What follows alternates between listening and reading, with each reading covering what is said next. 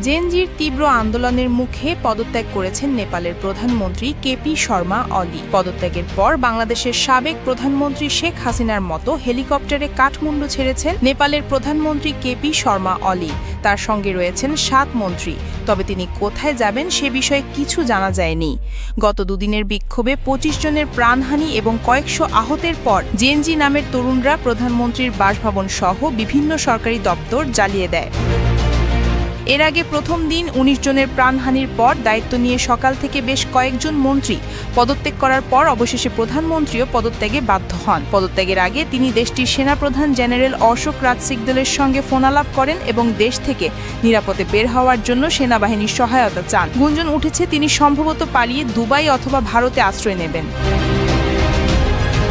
Official সূত্রে জানা গেছে, অলি সেনাপ্রধানের সঙ্গে ফোনে কথা বলেন এবং দেশের ক্রমাবনত পরিস্থিতি সামাল দিতে সেনাবাহিনীকে নেতৃত্ব দেওয়ার অনুরোধ জানান।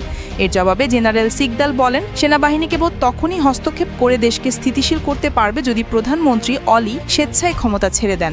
সেনা সূত্র আরও জানায়, অলি পদত্যাগ করলেই সেনাবাহিনী দেশের নিয়ন্ত্রণ নিতে প্রস্তুত।